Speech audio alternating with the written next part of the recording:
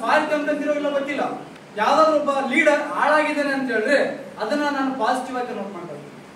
ಇದು network marketing ಇರ್ತಕ್ಕಂಥ ಒಂದು ಸಕ್ಸಸ್ ರೈಟ್. ಆ ಒಂದು ಮೋಟಿವೇಶನ್ ನ ತಗೊಂಡು, ಆ ಒಂದು ನಾಲೆಡ್ಜ್ ನ ತಗೊಂಡು ಅಗೇನ್ ವರ್ಕ್ ಮಾಡ್ತಾ ಹೋದ್ರೆ ಡೈಮಂಡ್ ಆದಾಗ ನಮ್ಗೆ ಇನ್ಕಮ್ ಬಂದಿರೋದು ಬಹಳ ಕಡಿಮೆ, 89,306 ರೂಪಾಯಿನ ಬಂದಿತ್ತು. ರೈಟ್, ಖುಷಿ ಆಯ್ತು.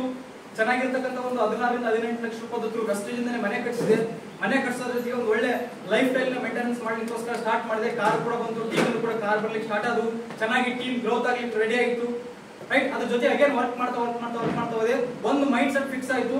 ನಮ್ಮ ಟೀಮಲ್ಲಿ ನಮ್ಮ ಅರೌಂಡ್ ಅಲ್ಲಿ ಅಂದ್ರೆ ನಮ್ಮ ಸರೌಂಡ್ ಅಲ್ಲಿ ಮೀನ್ಸ್ ಸಿಂಧನೂರು ಸರೌಂಡ್ ಅಲ್ಲಿ ಬರೀ ಕ್ರೌನ್ಸ್ ಗಳು ಸ್ಟಾರ್ಟ್ ಆಗಿದೆ.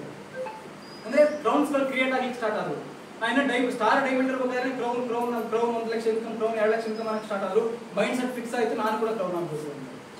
ಅಗೇನ್ ಮತ್ತೆ ಹಾರ್ಡ್ ವರ್ಕ್ ಮಾಡ್ತಾ ಹೋಗಿದ್ದಕ್ಕೋಸ್ಕರ ವೆಸ್ಟೀಜ್ ಅಲ್ಲಿ ಕ್ರೌಡ್ ಡೈರೆಕ್ಟರ್ ಅಂತಕ್ಕಂಥ ಒಂದು ಡಿಸಿಗ್ನೇಷನ್ ಕಂಪ್ಲೀಟ್ ಮಾಡ್ಕೊಂಡೆ.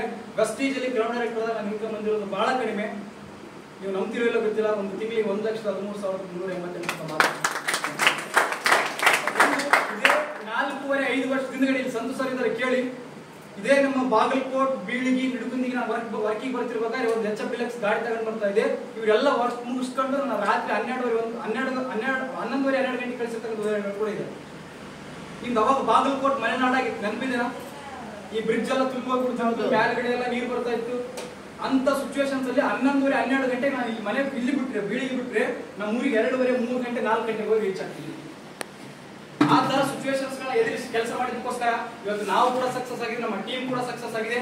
ವೆಸ್ಟೀಜ್ ಇತ್ತು, ಒಂದು ಒಳ್ಳೆ ಲೈಫ್ ಸ್ಟೈಲ್ ನ ಮೇಂಟೆನೆನ್ಸ್ ಮಾಡಿದ್ದೀನಿ. ಅದ್ರ ಜೊತೆಗೆ ಇವತ್ತು ನಾನು ಯಾವ್ದಾದ್ರು ಒಂದು ಗೌರ್ಮೆಂಟ್ ಜಾಬ್ ಅಲ್ಲಿ ಇದ್ರೆ ಇಷ್ಟು ಸಂಪಾದನೆ ಮಾಡ್ತಾ ಇದ್ನೋ ಇಲ್ಲೋ ಗೊತ್ತಿಲ್ಲ.